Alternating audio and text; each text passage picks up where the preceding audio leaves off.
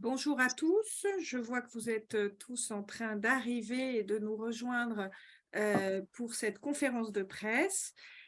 Merci d'être avec nous.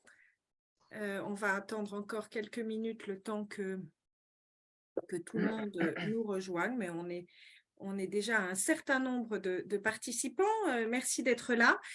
C'est une semaine particulière de fait de cette conférence de presse, mais aussi, vous le savez tous, il y a eu des annonces importantes faites par le président de la République dans le cadre de la prévention des maladies liées au virus HPV.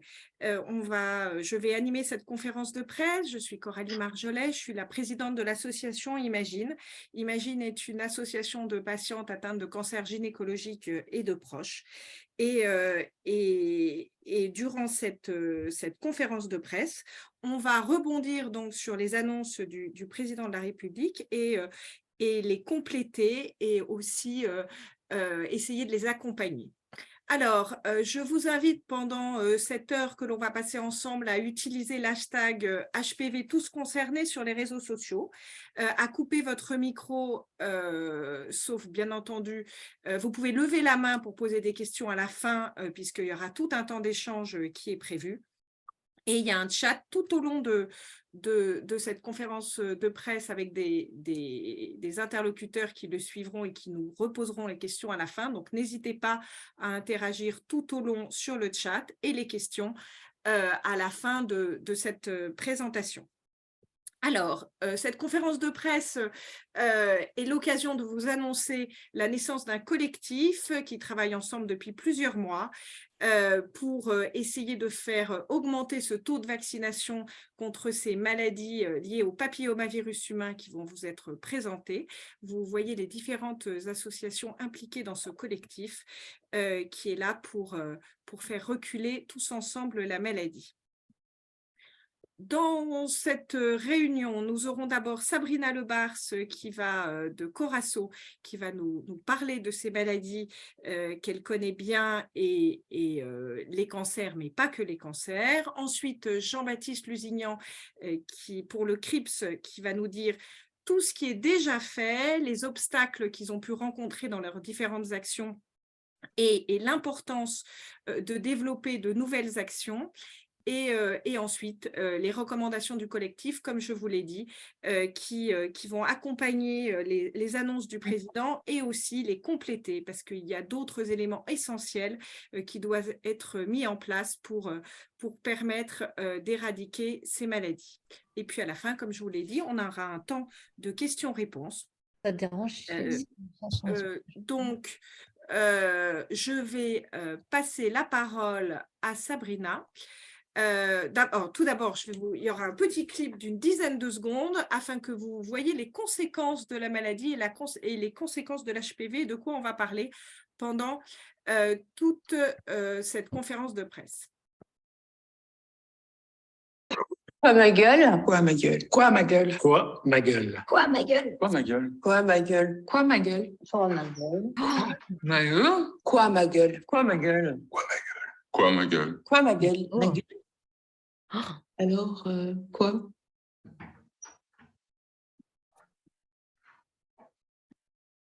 Sabrina, c'est à toi. Quoi ma gueule? Quoi ma gueule? Bonjour. Bonjour. Bonjour Ça va? à toutes et à tous, je suis Sabrina Lebars, donc j'ai été diagnostiquée d'un cancer ovarien. En fait, je travaille là. Et Voilà. j'étais Je enceinte vais faire comme si j'étais pour là.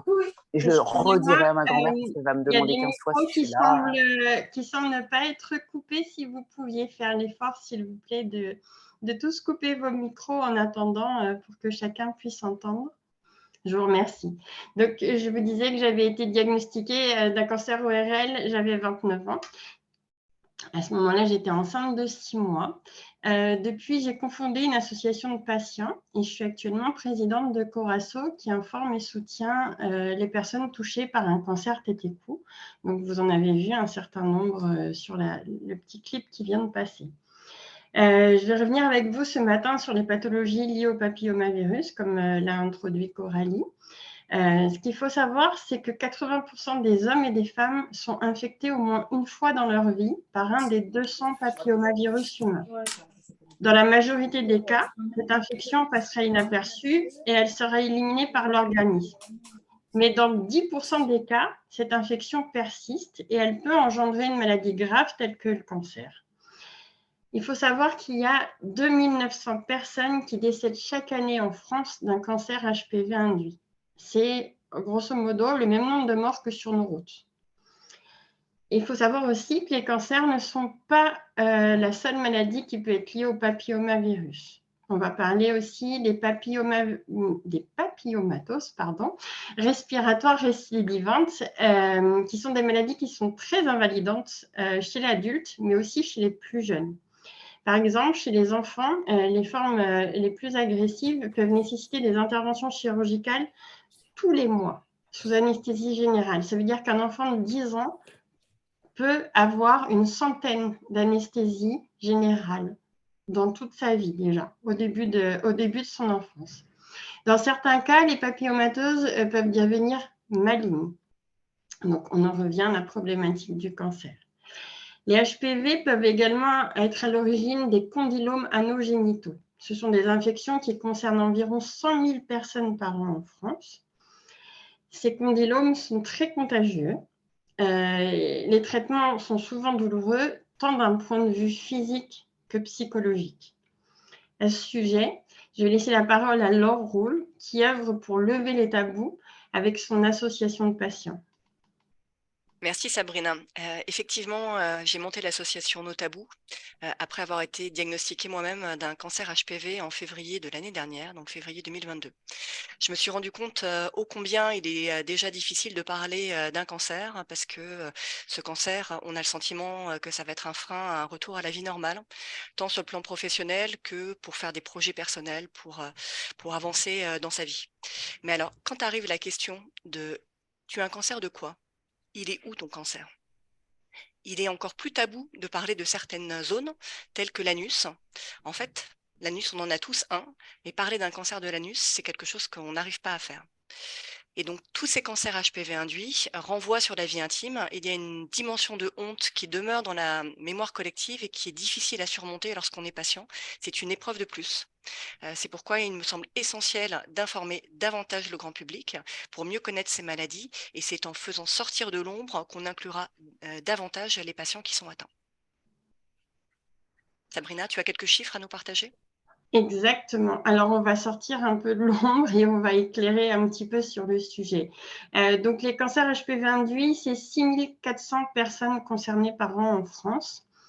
Et ces cancers, ils surviennent pour 30% chez les hommes. Donc, si vous regardez le tableau qui s'affiche à l'écran, vous pouvez voir ce dont vous a parlé Laure au préalable. On parle de cancer du col de l'utérus, qui sont les plus connus, mais aussi de cancer de l'anus, qui touche et les hommes et les femmes, cancer de la vulve et du vagin qui touche bien sûr les femmes, cancer du pénis qui touche les hommes et cancer de l'oropharynx qui touche les hommes et les femmes, et en plus grosse proportion les hommes.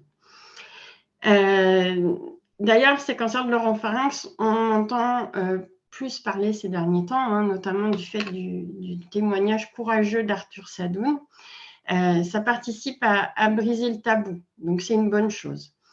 C'est nécessaire parce que ces cancers, ils sont encore trop peu connus. Et il faut dire que les symptômes, ils sont peu évocateurs. On parle d'une tache blanche ou rouge dans la bouche, d'une difficulté à parler ou à avaler, une douleur au niveau de la langue, une douleur dans la gorge, une voix enrayée, une grosseur dans le cou qui est celle d'un ganglion, donc quelque chose qui peut paraître de l'ordre d'un virus hivernal. Et du coup, ces symptômes, ils ne font pas forcément penser à un cancer en premier lieu, surtout si la personne est encore jeune et a une bonne hygiène de vie. Donc, ces cancers de l'oropharynx, qui sont HPV induits, pour 30% d'entre eux, ils sont très souvent diagnostiqués à un stade avancé. Ça veut dire que pour ces cancers, on va devoir avoir recours à des chirurgies qui sont beaucoup plus lourdes et à des radiothérapies avec des doses maximales. Donc, nécessairement, les chances de survie, elles sont grandement diminuées. Et quand on on arrive à entrer en période de rémission, les effets secondaires ont un fort impact sur la qualité de vie des patients. Je vais prendre un des exemples les plus éloquents, si je puis dire. Quand on doit vous retirer la langue, ce qu'on appelle une glossectomie, comment on vit sans la langue, hein? Comment on continue à parler, comment on peut se nourrir. Donc, ce n'est pas le cas d'Arthur Sadoun, parce que heureusement pour lui, même si il évoque dans son témoignage des séquelles difficiles, il a pu être diagnostiqué très tôt. Et malheureusement, ce n'est pas la majorité des cas. Et pour ma part, je suis confrontée au quotidien à des patientes et à des patients qui doivent s'adapter avec ces séquelles, qui doivent vivre avec des poches pour s'alimenter, qui doivent réapprendre à parler avec des greffes de langue. Donc voilà, c'est la réalité des cancers de l'oropharynx. Écoutez, je redonne, après ce tour sur les maladies HPV induites, je redonne le micro fictif à Jean-Baptiste Lusignan.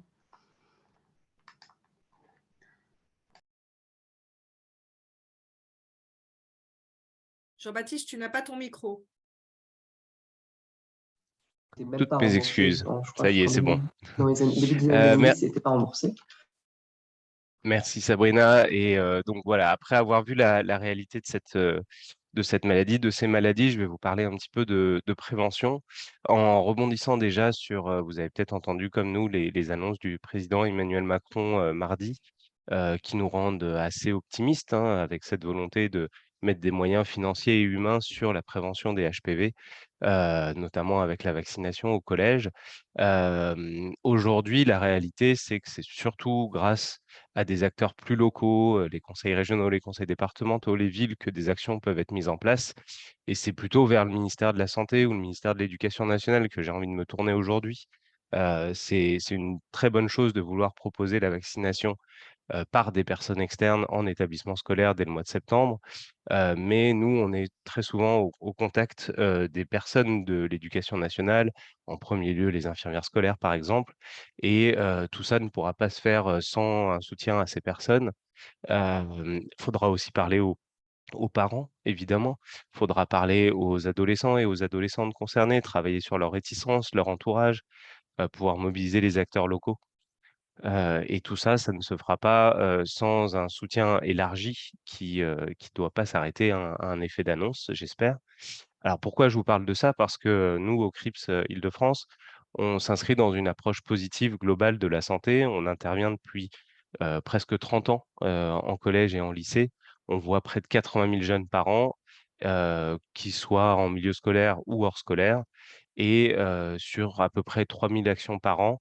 Il n'y a plus rien de théorique dans tout ça. C'est-à-dire qu'on voit les difficultés à mettre en place des actions, la facilité.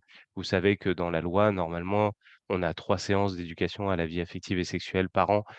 C'est quelque chose qui n'est pas respecté malheureusement, en dépit, comme je disais tout à l'heure, des infirmières scolaires, en dépit de la bonne volonté des profs, en dépit des demandes, de la plupart des adolescents et adolescentes qu'on rencontre.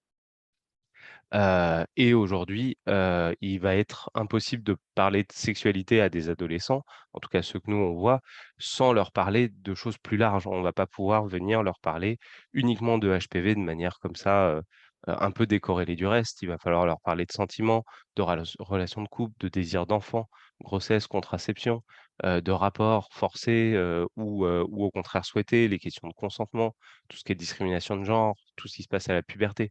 Tout ça, c'est des sujets dont ils ont besoin, et les questions autour du HPV ou d'autres d'ailleurs vont venir s'inscrire dedans. Nous, on a une histoire avec la prévention HPV puisque dès l'émergence du premier vaccin, on a commencé à en parler plus spécifiquement, donc depuis 2007, pardon. Et contrairement à d'autres sujets de prévention qu'on aborde habituellement, la prévention HPV a cette chose assez particulière que c'est pas une décision unique d'un adolescent ou d'une adolescente. Vous savez, quand il s'agit de mettre un préservatif, ça peut être l'adolescent ou l'adolescente qui décide tout seul. On dit toujours que c'est mieux d'en parler à ses parents, d'ouvrir un dialogue, mais pour la vaccination, c'est obligé d'en parler à ses parents puisqu'il faut leur accord. Et le problème, c'est que le dépistage, il n'existe que pour le cancer du col de l'utérus et il est recommandé à partir de 25 ans. Donc, ça les concerne pas non plus. Donc, il y a vraiment quelque chose de spécifique à faire autour du vaccin. Et c'est pour ça que nous, on a développé une nouvelle approche en prévention où on va impliquer dès le départ les familles, à travers l'école notamment. On l'a fait sur un premier projet dès 2018 qui s'appelait Décryptage PV, où on a proposé à des lycéens et des lycéennes de parler des idées reçues sur le HPV et de faire ça en vidéo pour justement être fiers un peu de leur message et pour pouvoir le montrer à leurs parents, aux parents de leurs amis, à d'autres. Donc ça, c'est des choses qui fonctionnent. Et ce qui fonctionne aussi, c'est de pouvoir répondre à toutes les interrogations des parents, des profs et puis des acteurs de santé qui vont avoir autour d'eux. Puisqu'on sait que, entre le moment où nous, on va intervenir, on va venir leur parler, de prévention HPV et du besoin, de faire un vaccin, la chaîne est longue jusqu'au moment où ils vont effectivement passer à l'acte vaccinal et qu'entre temps, ils peuvent être, la chaîne entre guillemets peut être interrompue par un parent, un ami, un praticien de santé qui, sans vouloir mal faire, hein, avec des bonnes intentions, va les décourager, d'une vaccination à cause de fausses idées, de croyances ou de tabous culturels. Laure parlait tout à l'heure de tabous, hein, on touche aussi à la sphère intime parfois. Donc l'idée, c'est de désexualiser, le vaccin, hein. Le HPV est une IST, mais le vaccin, peut être complètement désexualisé et plus on le fait tôt, moins on a ce souci, avec l'entrée dans la sexualité. Donc ce que nous, on recommande, c'est de pouvoir, s'appuyer sur des choses qu'on a fait et qu'on a expérimenté et qui marchent bien. C'est de mettre tout le monde autour d'une table, de mettre l'éducation nationale, les professeurs de SVT, bien évidemment les infirmières scolaires, et leurs responsables au niveau des rectorats, les directeurs et directrices d'établissement. Quand on va dans un établissement et que le proviseur ou la proviseure, soutient le sujet, c'est beaucoup plus simple après pour parler aux parents. Les associations de parents d'élèves, pardon, les acteurs locaux, praticiens de santé, pharmaciens, sages-femmes, infirmiers, infirmières, et cetera, et cetera. Et tous ces gens-là, on les met autour d'une table. Il en sort en général des choses très positives, des personnes qui ont envie de soutenir la démarche, qui ont envie de passer à l'échelon supérieur et de créer un environnement favorable. Donc, pour conclure un peu sur cet aspect de prévention, moi, ce que je retiens de tout ça, c'est qu'il y a des bonnes annonces, il y a des intentions, mais aujourd'hui, tout ça, ce ne sont que des expérimentations. On sait que ça marche, on sait qu'il y a une façon de faire pour mettre tout le monde dans les bonnes dispositions, mais sans soutien réel, et c'est pas juste en faisant venir des personnes qui vont vacciner en 5e, si les gens sont d'accord qu'on va y arriver. Il faut en parler en amont, il faut coordonner les choses, il faut pouvoir rattraper aussi s'ils ne se vaccinent pas au moment où les vaccinateurs, vaccinatrices viennent, ils pourront se vacciner un peu plus tard. Donc il faut pouvoir accompagner tout ça, mettre les parents aussi autour de la table, pas les oublier, et tout ça, ça demande de la coordination et du soutien. Voilà, je m'arrête là sur la partie prévention. Coralie, je te rends la parole. Oui, merci Jean-Baptiste tu as expliqué tout ce que vous faisiez depuis de longues années au CRIPS et puis tu as ouvert les propositions qu'a le collectif et l'accompagnement, comme je l'ai dit au début, de ces annonces qui ont été faites et qu'on va développer maintenant avec Laure. Laure, Oui, alors effectivement, la première proposition concrète, hein, elle a fait l'objet du nom de notre collectif, hein, Demain sans HPV, c'est vraiment d'éradiquer ces cancers évitables par la mise en place d'une stratégie d'élimination du papillomavirus. Donc, comme l'a dit Jean-Baptiste, on accueille très favorablement les mesures qui ont été prises. Néanmoins, on pense qu'il est important de les compléter. Alors, par rapport à les annonces qui ont été faites par le président, il y a eu l'implication des professionnels de santé dans la vaccination. Et là, le collectif porte depuis plusieurs mois cette demande. Depuis le 17 novembre, les professionnels de santé, dont les pharmaciens d'officine, peuvent vacciner les jeunes de plus de 16 ans. Il nous semble très important que pour cette catégorie d'âge, puisque je fais un petit rappel, actuellement, l'HAS préconise la vaccination des jeunes de 11 à 19 ans, de 11 à 15 ans, c'est 2 doses, de 15 à 19 ans, c'est 3 doses. Et ensuite, il y a une vaccination de rattrapage dont on vous parlera ensuite, de 19 à 26 ans. Petit rappel, il y a une étude suédoise qui a été publiée, qui a été faite sur un échantillon de jeunes femmes, 800 000 vaccinés versus 800 000 non vaccinés. Donc, on peut penser que l'échantillon est assez solide. Et il est prouvé que de 11 à 17 ans, la vaccination protège à plus de 88% ces jeunes femmes, puisque l'avantage de suivre des jeunes femmes, c'est que, comme l'a dit Jean-Baptiste, c'est le dépistage dans le cancer du col est le seul endroit où on peut déceler l'HPV. Donc, ces jeunes filles étaient vaccinées, étaient protégées à plus de 88%. Et ensuite, de 17 à 30 ans, on est à 53%. Alors oui, c'est plus faible, mais c'est encore un pourcentage très important. Et il est essentiel que les jeunes continuent à se vacciner, même s'ils n'ont pas pu l'être avant 17 ans. Donc, une des préconisations du collectif qui nous semblait essentielle, c'est que les professionnels de santé puissent vacciner les jeunes dès 11 ans, puisque, comme vous l'avez entendu, la protection est plus importante à cet âge-là, et plus les jeunes sont vaccinés tôt, mieux ils seront protégés. Ce qu'on invite aussi, parce qu'un des freins de la vaccination en France, on le voit en échangeant avec les associations des autres pays d'Europe, c'est la complexité du parcours vaccinal en France. Il faut aller chez le médecin pour avoir une ordonnance, ensuite retourner à la pharmacie, récupérer un vaccin qui doit rester au frigo, ensuite les parents doivent aller retourner chez le médecin avec leur enfant, avec un vaccin qui soit resté au frais le plus longtemps possible. Donc, c'est une vraie complication, alors que dans d'autres pays, comme en Espagne, on peut être vacciné directement, on va chez le médecin et il vaccine, et ça évite ces allers-retours compliqués, surtout, on le sait, dans cette période où l'accès aux médecins est difficile. Donc, ce qu'on envisage, et ce que le collectif propose, c'est que les jeunes qui viennent pour leur rappel d'été polio, parce que dans le calendrier vaccinal à 11 ans, il y a le rappel d'été polio, soit sont vaccinés en même temps que le rappel d'été polio de l'HPV, c'est-à-dire que le médecin, quand il fait l'ordonnance pour le DT polio, fait en même temps l'HPV. Et la vaccination peut absolument se faire le même jour.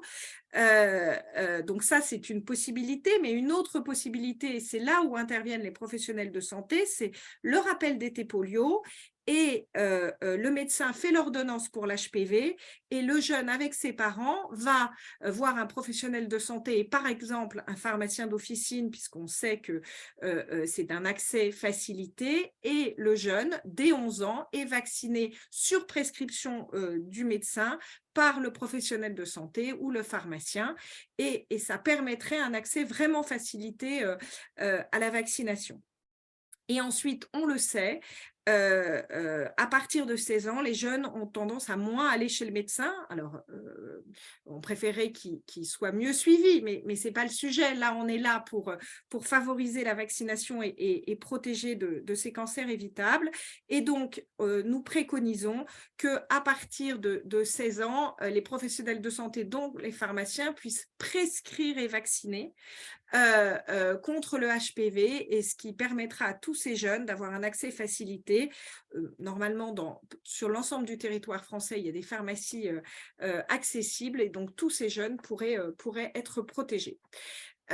Et tout cela est à compléter, puisque, comme je l'ai dit en début de ce deuxième point, il y a une catégorie de rattrapage qui est de 19 à 26 ans, et là, le collectif a aussi des propositions à faire pour protéger toute cette génération qui a eu une réelle perte de chance pour différentes raisons. Laure ? Donc effectivement, on veut rattraper le retard en autorisant une vaccination chez tous les jeunes adultes jusqu'à 26 ans. Ça permet également d'avoir une égalité de vaccination parce qu'à l'heure actuelle, seuls les garçons ayant des relations avec des garçons peuvent être vaccinés jusqu'à 26 ans. Donc là, l'ensemble de la population, jeunes hommes, jeunes femmes, pourraient être vaccinés jusqu'à 26 ans. Ça permettrait de couvrir une population qui a été peu vaccinée, les jeunes garçons, hein, parce qu'il faut rappeler que le vaccin pour les jeunes garçons est applicable qu'à partir de janvier 2021. Ça permettrait effectivement de rendre ces jeunes adultes responsables et qu'ils aient la liberté, s'ils n'ont pas eu dans leur cadre éducatif l'opportunité de se faire vacciner, qu'ils aient cette liberté jusqu'à 26 ans de se faire vacciner. C'est vraiment une chance qu'on pourrait donner à tous. Et puis de couvrir toute la période de Covid où effectivement la vaccination, ils ont pu passer au travers. Merci Laure. Comme l'a dit Jean-Baptiste, et on rebondit sur ce qui a été présenté, ils ont déjà une action dans les collèges. Et comme l'a dit Jean-Baptiste, cette annonce de vacciner dans les collèges est très positive, mais elle doit absolument être accompagnée de campagnes coordonnées, pluriannuelles, parce qu'on sait qu'il faut 7 ans pour installer une nouvelle habitude dans le suivi de soins. Donc, il faut qu'il y ait un engagement sur minimum 7 ans de ces campagnes coordonnées et de cette stratégie nationale d'élimination des HPV. Cette campagne coordonnée doit se faire, comme l'a dit Jean-Baptiste, avec tous les acteurs, les médecins, les sociétés savantes. On sait que le 27 mars prochain, une société savante, différents médecins et chercheurs vont se rassembler pour réfléchir ensemble à comment porter le message au grand public, puisqu'il faut impliquer les parents, les jeunes, pour que quand la campagne de vaccination soit proposée au collège, et on incite à ce que ce soit fait en fin de 2e trimestre, afin que pendant le 1er et 2e trimestre, et y compris en 6e, donc pendant la 6e, pendant la 5e, tout le début de 5e, il y ait des informations qui soient faites au collège. Ce matin, on a vu que différentes associations s'étaient regroupées pour porter leur demande que le respect de ces 3 heures de sensibilisation à l'éducation sexuelle et c'est 3 heures par an normalement au collège et au lycée, et nous savons que c'est malheureusement, comme l'a dit Jean-Baptiste, par défaut de moyens rarement respecté. Donc il faut qu'il y ait cette information dans les collèges avec un support qui peut être un support numérique doublé d'un support papier, et que ce même support qui porte les mêmes informations, puisqu'on sait que les fake news se nourrissent d'imprécisions, donc que les mêmes informations soient mises à la disposition des parents chez les médecins, dans les salles d'attente, chez les professionnels de santé, dans les pharmacies d'officine aussi, pour que tout ce faisceau d'informations apporte une adhésion et emporte l'adhésion de tous, pour que quand la campagne de vaccination sera organisée en collège, le plus grand nombre adhèrent à cette vaccination. Nous portons aussi au sein du collectif l'idée du consentement présumé, c'est-à-dire que, évidemment, et ça c'est quelque chose de clair, il y a la liberté des parents de refuser cette vaccination, mais il faudra qu'ils précisent qu'ils refusent la vaccination. Le consentement présumé, c'est sur le modèle des dons d'organes. Quand on ne se prononce pas, c'est une acceptation, et évidemment, le refus est accepté. Donc, on pense que toutes ces mesures pourraient permettre une augmentation du pourcentage de vaccination en France, qui est terriblement bas par rapport aux autres pays européens. On sait que cette vaccination fonctionne. On le voit en Australie, où les jeunes filles sont vaccinées depuis 2007, les garçons depuis 2013. En 2019, l'OMS a déclaré que pour les tranches d'âge vaccinées, les maladies induites par les papillomavirus étaient éradiquées. On voit qu'en Suède, ils sont sur le même chemin. Donc, comme l'a dit Sabrina, Il y a près de 3000 vies à sauver, autant que sur les routes. Et donc, il faut faire un effort général à tous les niveaux, au niveau des médecins, de l'éducation nationale, des institutions. C'est tous ensemble, en coordonnant nos actions, que l'on pourra réussir, comme dans ces autres pays, à sauver ces jeunes, et aussi toutes les maladies induites dont Laure et Sabrina ont pu vous parler, qui sont extrêmement invalidantes. Et qui gâchent la vie. On le voit chez Imagine, où oui, il y a le dépistage, mais quand on est dépisté, malheureusement, il faut souvent, dans le minimum des cas, et même quand la maladie n'est pas invasive, avoir une conisation. Et ma sœur me raconte encore, quand elle-même a été opérée, qu'elle avait des jeunes femmes de 25 ans avec elle dans la salle d'attente qui pleuraient parce qu'elles savaient qu'elles n'auront jamais d'enfants. Donc, il y a la maladie, il y a le cancer, il y a les décès, il y a les conséquences dramatiques dont a parlé Sabrina, mais il y a aussi, pour toutes les jeunes femmes qui ont dû avoir une intervention sur le col de l'utérus, de forts impacts sur la fertilité. Donc, on peut éviter toutes ces maladies. Ensemble, on peut y arriver. Et je vous annonce d'ailleurs que nous avons un parrain, Vincent Clerc, qui est le rugbyman que vous connaissez tous, qui va s'impliquer et qui va nous adresser un petit message. Vous pouvez juste, avant, faire un petit rappel, Laure.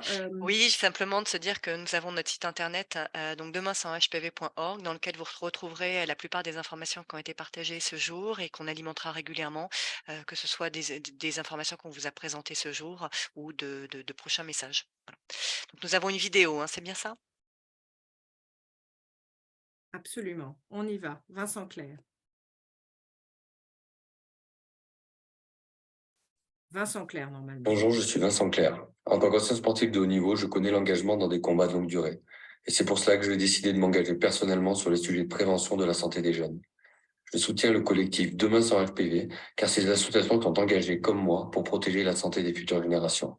Avec l'accueil en France de la Coupe du Monde de rugby en 2023, notre pays a l'occasion de rayonner au plus haut niveau de la compétition internationale. Alors travaillons ensemble pour que la France devienne également exemplaire dans la prévention des cancers HPV induits. Merci. Merci Vincent Clerc pour ce soutien et ce message. Et on sait que la Coupe du Monde de rugby arrive l'année prochaine, et qu'il puisse porter la parole auprès des jeunes, puisque, comme on l'a dit, et c'est tous ensemble qu'on va réussir à faire connaître au grand public ces maladies méconnues et tabous, et la possibilité de s'en prévenir. Maintenant, on va vous laisser la parole. Il y a différentes questions dans le chat qui vont nous être relayées. Et on vous invite aussi